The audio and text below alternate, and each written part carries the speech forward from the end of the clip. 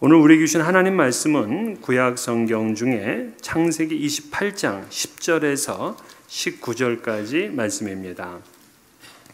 구약 성경 39면에 있습니다. 창세기 28장 10절에서부터 19절까지 이 계시의 말씀을 봉독할 때 살아계신 하나님의 음성을 들을 수 있기를 바랍니다.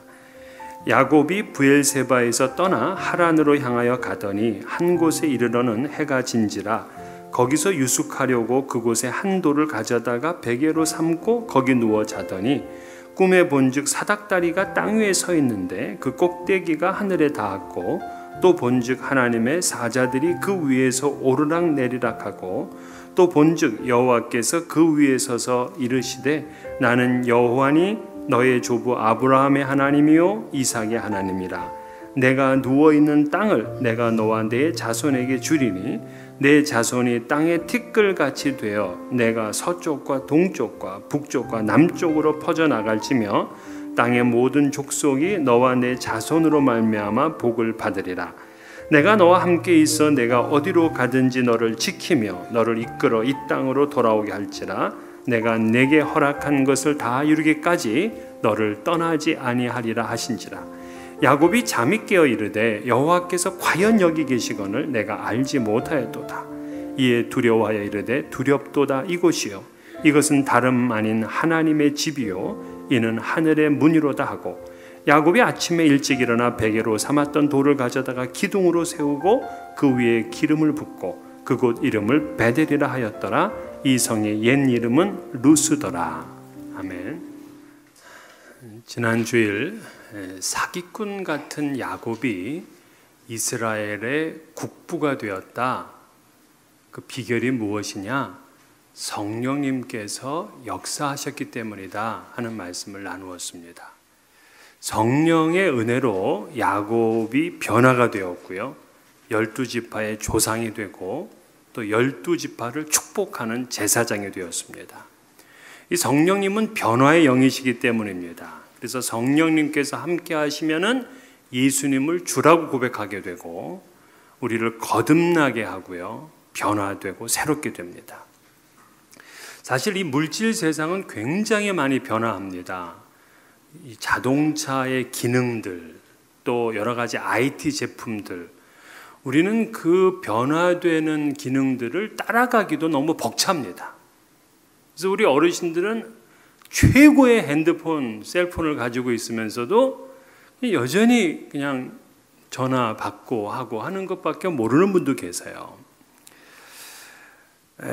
그러나 이 변화 많은 세상에 정말 안 변하는 것이 있다면 사람이죠. 사람은 잘 안 변해요.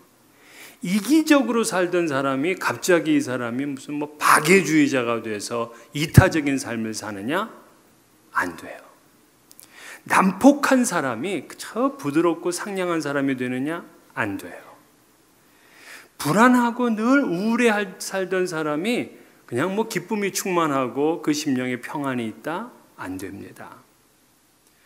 그저 미련 곰퉁이처럼 살다가 그 사람이 어느 날 갑자기 지혜가 충만하고 현명하게 되느냐? 불가능합니다. 사람은 이토록 변화되기가 어려워요. 그런데 성령님께서 함께 하시면은요, 그 인간의 변화가 시작이 됩니다. 그래서 그저 불평을 많이 했던 사람이 성령 충만하게 되면은요, 그 불평이 사라지고요, 감사가 넘칩니다. 늘 두려워하고 앞일에 대해 불안한 사람이 성령으로 충만하게 되면 하나님께 다 맡기고 그 심령이 담대한 사람이 됩니다. 늘 사람 보면 미워하고 적대적인 사람이 성령으로 충만하게 되면은요, 사랑을 실천하고요, 봉사하는 사람이 됩니다. 이런 변화는 무슨 클리닉 가서 뭐 상담을 하고 무슨 주사를 맞는다고 되는 게 아니잖아요. 정신수양원에 가서 시간을 보낸다고 되는 거 아니잖아요. 뭐 매를 맞으면 되겠습니까?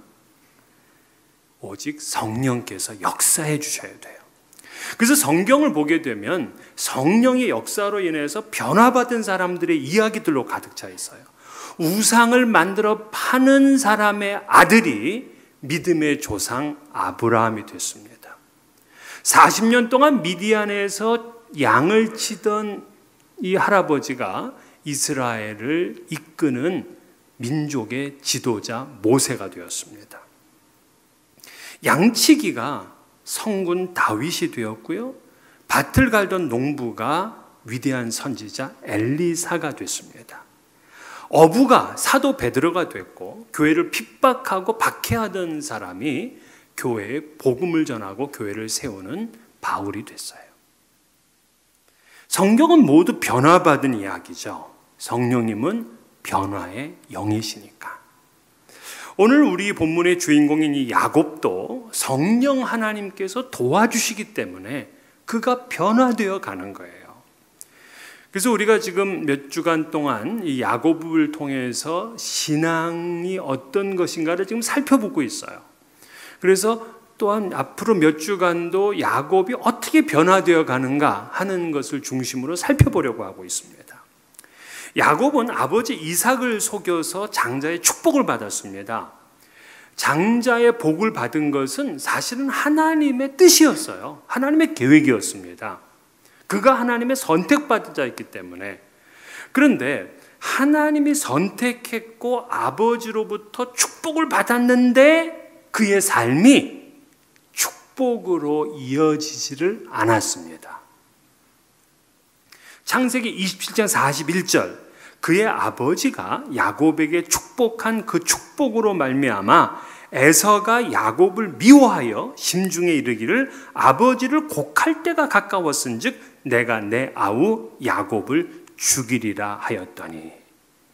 하나님의 선택받은 야곱, 아버지의 축복을 받았는데 그 축복이 지금 자기 눈에 보이지 않았고 오히려 그 축복 때문에 형에게 죽임을 당하게 되었다 하는 얘기입니다.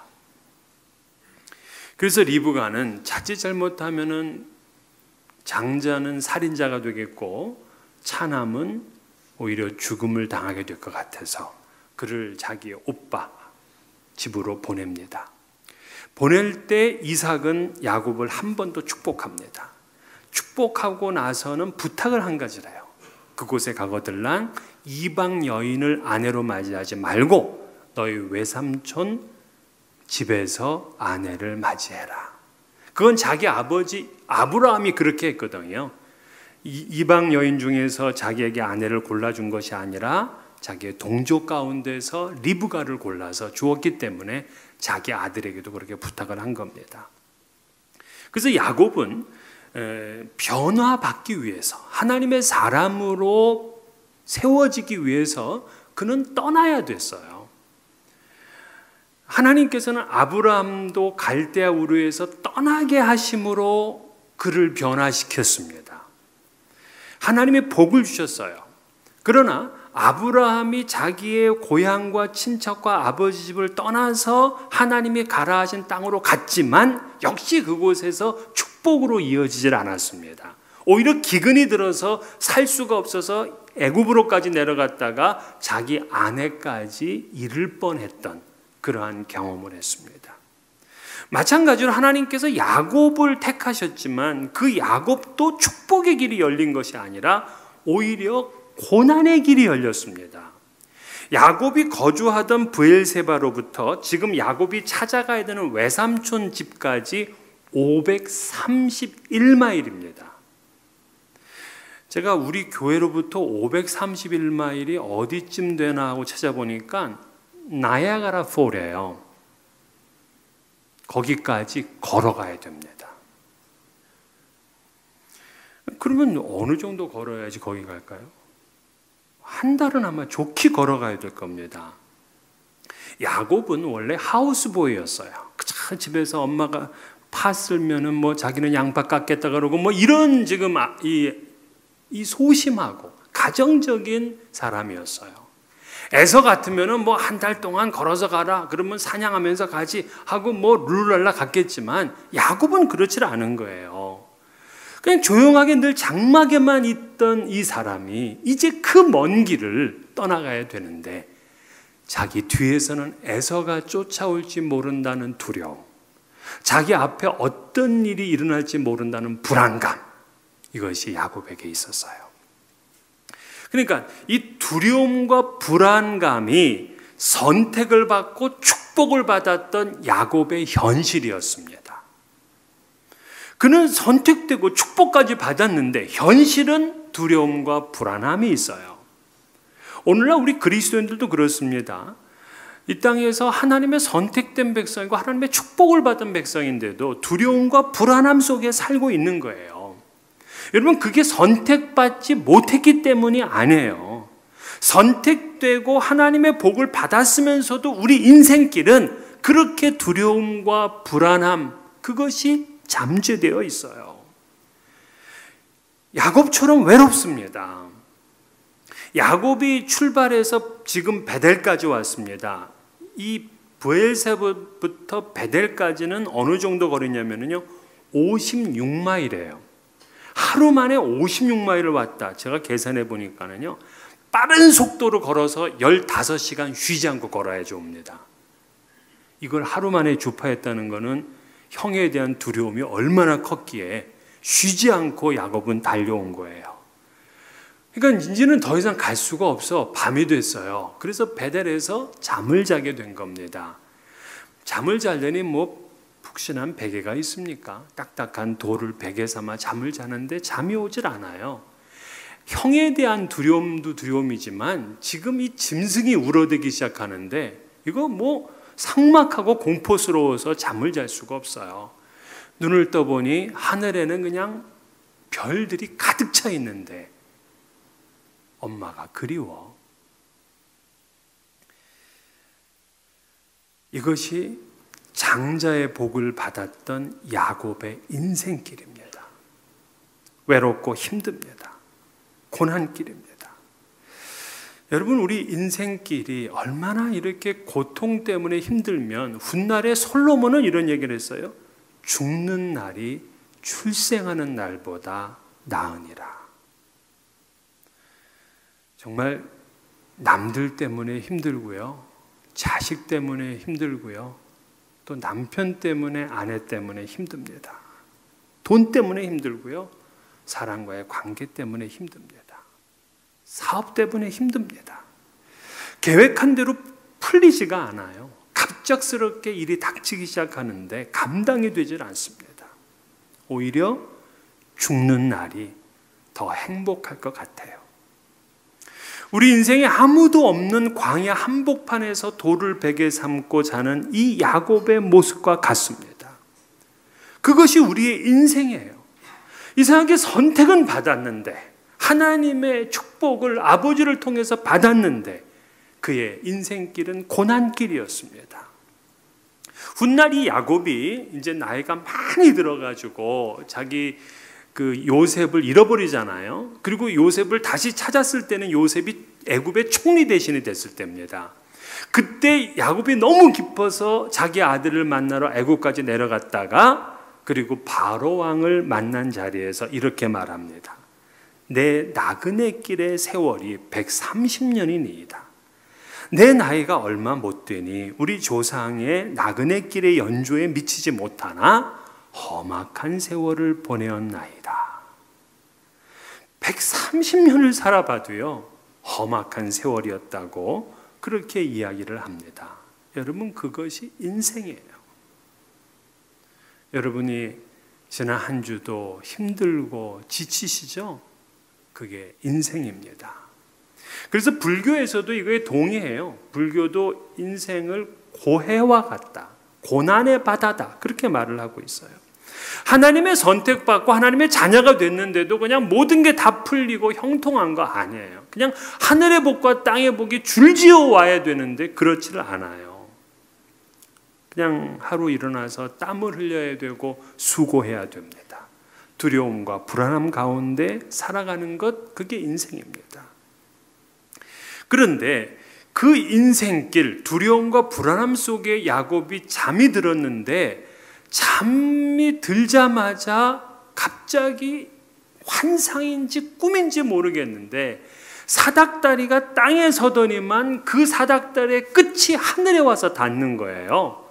그러면서 하나님의 사자들이 오락내리락 하는 것이 보였습니다. 왜? 왜 하나님의 사자 천사들이 하늘과 땅을 오르락내리락 했을까요? 바로 하나님과 야곱을 연결시켜 주기 위한 겁니다.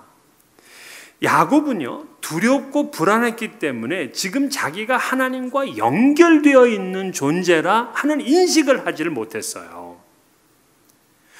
야곱은 따뜻한 방 안에서 편안히 베개를 베고 잘 때는 한 번도 하나님을 만나지 못했습니다. 그런데 이번에는 돌을 베고 잠을 자고 그 두렵고 불안한 가운데 잠이 들었는데 자기와 연결된 하나님을 보게 된 거예요. 편안한 때는 안 보였는데 고난길에서는 하나님이 보였어요. 이것이 바로 고난 당한 자에게 주시는 가장 큰 축복이죠. 고난길 중에 하나님을 만납니다. 13절에 보면 또 본즉 여호와께서 그 위에 서서 이르시되 나는 여호와니 너의 조부 아브라함의 하나님이요 이삭의 하나님이라. 여러분 얼마나 놀라운 경험입니까? 하나님을 직접 만나게 되었어요. 고난길에 하늘문이 열리고 하나님을 봅니다. 하나님이 직접 말씀합니다. 이 다윗이 사실 그가 가지지 못한 게 없잖아요. 근데 다윗이 가장 바란 것이 뭔지 아십니까? 이 다윗은 하나님의 얼굴을 보기를 원했어요. 하나님의 얼굴은 볼 수가 없잖아요. 하나님의 얼굴 보면 이 죄인들은 죽게 됩니다. 그래서 그는 밤에 하나님을 묵상해요. 그리고 꿈에 하나님의 얼굴을 보고 싶어 해요. 그리고 잠을 깨면 하나님의 얼굴을 봤다는 그 잔상이 자기 가슴에 남아있기를 바라요. 그러고 싶은 거예요. 그래서 시편 17편 15절에 나는 의로운 중에 주의 얼굴을 배우리니 깰 때에 주의 형상으로 만족하리이다. 얼마나 하나님을 보고 싶으면 그 밤에 잘 때 하나님을 묵상하면서 하나님의 얼굴을 보고 싶어 할까? 그래서 새벽에 일어나면은 그 하나님을 봤다는 그 기쁨이 자기에게 가득 차기를 바라고 있을까? 야곱은 고난길에서 그 하나님의 얼굴을 봤어요. 하늘문이 열렸다. 하늘문이 열렸다. 이 뜻은 뭐냐면요. 하나님께서 이 야곱을 택하시고 야곱을 받으셨다는 의미예요. 예수님께서 이제 제자들을 부르셨잖아요. 제자들을 부르실 때에 이 나다나엘을 부르게 됐습니다. 근데 그 나다나엘을 부를 때 뭐라고 말씀하시냐면 이렇게 얘기를 해요. 또 이르시되 진실로 진실로 너희에게 이르노니 하늘이 열리고 하나님의 사자들이 인자 위에 예수 위에 오르락 내리락 하는 것을 보리라. 오늘 본문을 생각나게 하는 그런 말씀이죠. 하늘이 열린다는 거예요. 예수님께서 세례를 받고 올라오실 때 하늘문이 열리더니만 성령께서 비둘기같이 내려오시고 하늘의 음성이 들렸어요. 어떻게 하늘의 문이 열리느냐? 이 말은 바로 내가 너를 보냈고 내가 너를 받을 것이고 너는 내 아들 내 기뻐하는 자라 하는 그런 뜻이에요. 그러니까 지금 야곱의 고난길에 하늘문이 열린 것은 하나님께서 내가 너를 받았어, 내가 너를 보냈어, 너는 내 자식이야, 너는 내가 기뻐하는 자야 하는 그 뜻인 겁니다. 고난길을 가는 여러분에게도 하늘문이 열리시기를 축원합니다. 야곱이 고난길에서 받은 복이 바로 하나님을 만나고 하나님과 소통하게 된 거예요. 그러면서 꿈에 이 천사들이 오르락 내리락 하는 것을 봤다 그러잖아요. 그럼 천사들이 뭘 하기 때문에 오르락 내리락 할까요? 이 천사들은 인간의 기도를 하나님께 가지고 올라갑니다. 이게 오르락이야. 그리고 하나님의 말씀을 받아서 인간에게 내려옵니다. 이게 내리락이야. 그래서 오르락 내리락 하는 거예요. 그래서 하나님과 우리와 소통하게 만듭니다. 이 천사가 오르락 내리락 하면서. 그러면 여러분, 우리가 하나님 앞에 사닥다리가 어떻게 놓여지느냐? 내가 무릎을 꿇고 기도의 자리로 가면 사닥다리가 하늘에까지 닿아져요. 그리고 내가 성경 말씀을 펴잖아요. 그러면 하나님의 천사들이 내리락하면서 말씀을 가지고 옵니다. 그러니까 야곱에게만 사닥다리가 열리는 것이 아니에요. 여러분들도 여러분의 삶에서, 여러분의 골방에서, 여러분의 집에서, 교회에서 하나님 앞에 기도하려고 무릎을 꿇으면 하늘로 사닥다리가 연결이 되고 천사들이 오르락내리락 하며 우리의 기도를 하나님께 아뢰고 하나님의 말씀을 우리에게 줍니다. 야곱은 이전에 한 번도 하나님을 만난 적이 없었어요. 하나님께 기도했다? 이런 기록이 없어요. 그저 엄마의 코치만 받고 시킨 대로만 합니다. 그런데 그가 베델 들판에서 돌을 베고 자면서 하나님께 기도하게 된 거예요. 선택받은 자의 기도를 하나님은 들어주신 겁니다. 그는 지금 두렵고 불안한 삶이었지만 하나님께서 그에게 기도의 권세를 주셨어요. 그리고는 그에게 하나님은 복을 주셨는데 그 복과 언약의 말씀이 오늘 본문에 있습니다. 4가지 복입니다. 첫째는 내가 누워있는 땅을 너와 네 자손에게 주리라. 땅의 복이에요. 땅의 복. 두 번째는 땅에 티끌같이 많은 자손을 얻으리라. 자손의 복입니다. 세 번째는 모든 족속이 너를 통해 복을 얻으리라. 이것은 중보자의 복이고 제사장의 복이라고 할 수 있어요. 너를 통해 복을 받으니까. 그리고 네 번째는 어디로 가든지 너를 지키며 이 땅으로 돌아오게 할지라. 바로 임마누엘의 복입니다. 이러한 약속은 야곱에게 새롭게 주어진 것이 아니었어요. 원래 할아버지 아브라함에게도 이 약속이 주어졌고 아버지 이삭에게도 이 약속이 주어졌어요. 그런데 이제는 야곱에게 그 약속이 주어진 거예요. 베델의 중요한 의미는 뭐냐면 그 조상 때부터 내려왔던 약속이 이제는 나의 약속이 됐다는데 베델의 중요한 의미가 있어요. 이제는 부모에게서 듣는 그런 약속이 아니라 내가 하나님과 직접 받게 된 그러한 약속이에요. 이것이 베델 사건의 핵심입니다. 여러분이 성경을 읽다가 이 성경 말씀이 그냥 누구에게 주시는 약속이에요? 이게 우리의 예수 잘 믿는 부모님들, 예수 잘 믿는 우리의 성도들, 그 약속이 아니라 이 말씀을 나의 약속으로 받아들이고 믿게 되면 그분은 베델을 경험한 겁니다.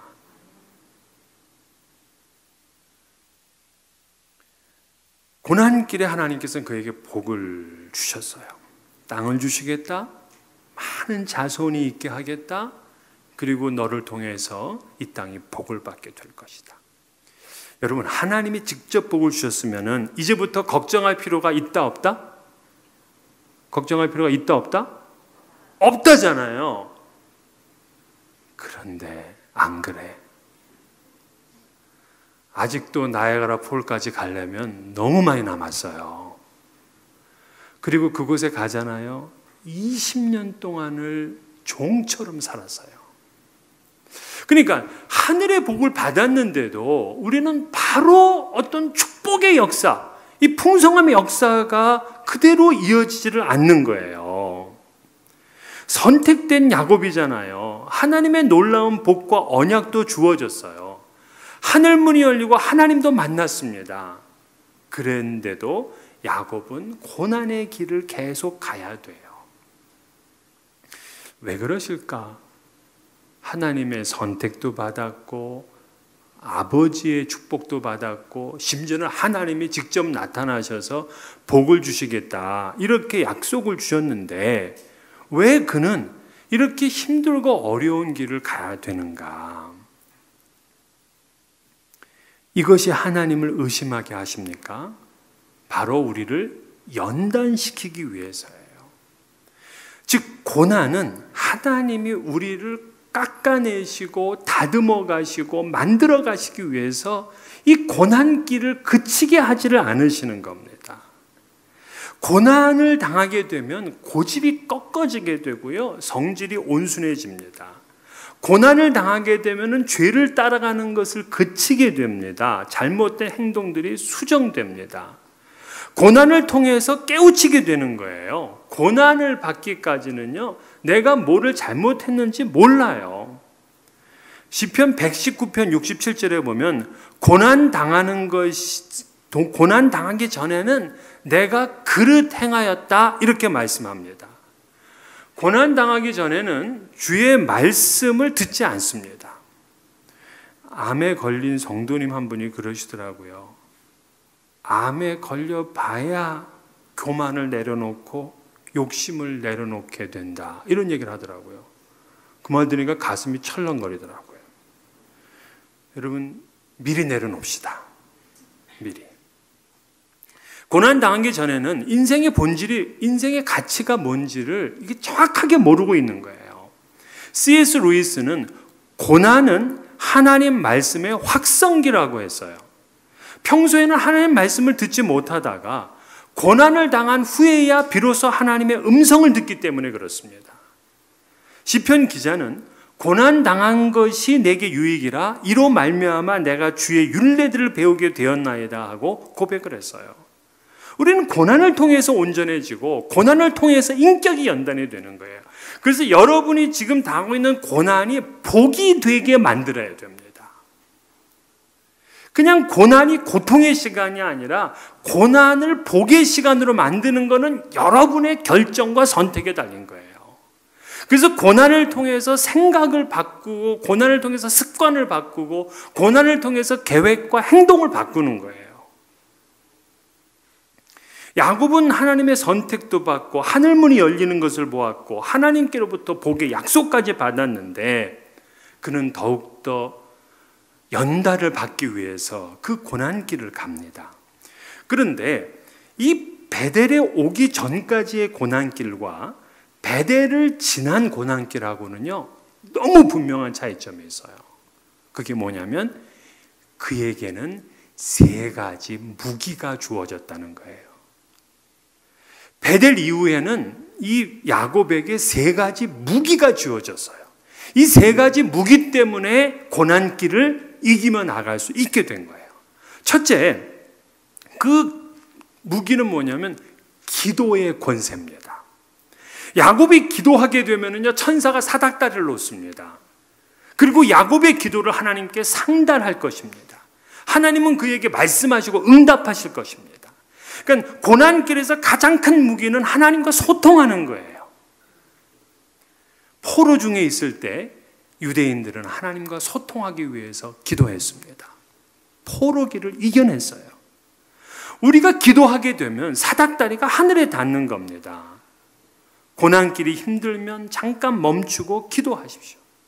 기도의 권세를 사용해 보셔야 됩니다. 2번째 무기는 뭐냐면 하나님의 복의 언약이 무기예요. 즉 고난길을 갈 때 하나님께서 내게 주실 그 복의 언약을 끝까지 기대하고 믿는 거예요. 도중에 포기하지 않는 거예요. 중간에 포기하면 아무 일도 일어나지 않는 것을 우리는 나아만 장군을 통해서 알 수 있는데 나아만 장군이 그 나병에 걸리잖아요. 그래서 엘리사에게 와가지고 고쳐달라고 하니까 엘리사는 저 요단강에 가서 7번 목욕하라고 합니다. 여러분 7번 목욕하면 한 번 들어갈 때마다 7분의 1씩 나아져야 돼요. 그래서 7번 들어가면 깨끗하게 나아져야 됩니다. 근데 나아만이 1번, 2번, 3번, 6번 들어갔는데도 하나도 나아지는 게 없어요. 7번 들어가고 나니까는 이 어린아이 피부처럼 새하얀 피부가 되면서 나병에서 고침을 받습니다. 인내가 차야 축복의 길이 열려요. 제가 가끔 윌링에 있는 이 공원을 걷습니다. 근데 이 공원을 걷다 보면은 거기에 그 워터파크가 있어요. 우리 교회 아동부도 1년에 한 번씩 거기 가서 이제 그 놀이를 하잖아요. 근데 그 워터파크를 가만히 이렇게 보게 되면 그 중앙 가장 위쪽에 굉장히 큰 팥이 있어요. 이 팥에 물이 계속 떨어집니다. 물이 계속 떨어지다가 어떻게 물이 다 딱 차면 이게 기울어지면서 물이 폭포수처럼 그냥 확 쏟아집니다. 무슨 말인지 모르시는 거죠? 네. 모르시면 가보셔요. 자, 하나님의 복이 그래. 그 팥에 하나님의 은혜의 물줄기가 다 찰 때까지 우리는 기다려야 돼. 다 차면은요, 폭포수 같은 은혜와 복이 여러분에게 임할 줄 믿습니다. 그래서 우리는 하나님의 이 약속의 복, 언약의 복을 끝까지 붙드는 거예요. 6번 요단강물에 들어갔다가 나가는 사람은 바보. 3번째는 하나님과 함께 하심의 약속이에요. 15절 보면 내가 너와 함께 있어 내가 어디로 가든지 너를 지키며 너를 이끌어 이 땅으로 돌아오게 할지라 내가 내게 허락한 것을 다 이루기까지 너를 떠나지 아니하리라 하신지라. 하나님께서 함께 하실 것을 약속을 했어요. 고난길에 하나님이 함께 하신다는 걸 확신하는 거예요. 어린 아이들은 아버지와 함께 있는 것만으로도 당당하잖아요. 다윗이 그랬어요.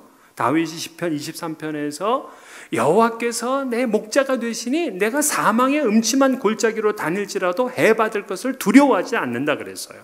심지어 10,000,000명이 나를 둘러치려 하여도 내가 두려워하지 않는다. 왜? 하나님이 나와 함께 하시니까. 근데 예수님께서도 이 약속을 주셨어요. 볼지어다 내가 세상 끝날까지 너희와 항상 함께 있으리라. 하나님이 함께 하시는 복보다 더 큰 복이 어디 있겠습니까? 하나님이 어떤 분이신데 이 죄인 같은 나와 함께 하시겠냐고요.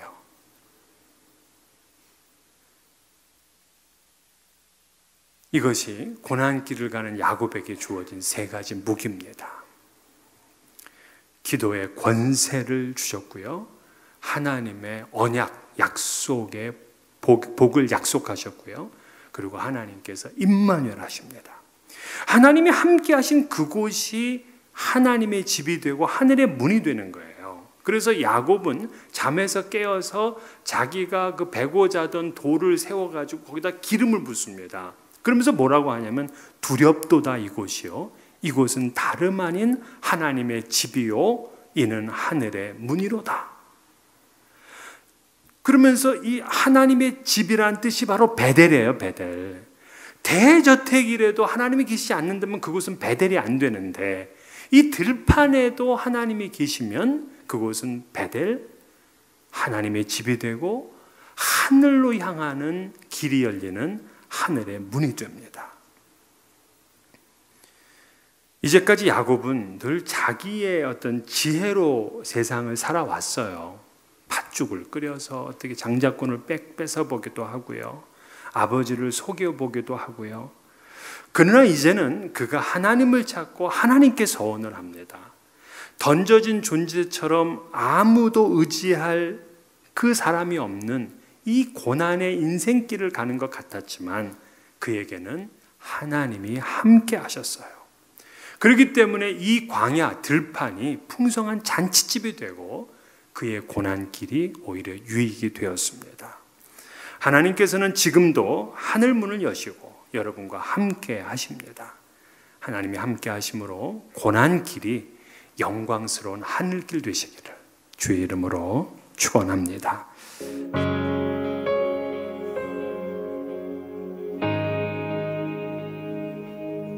나의 눈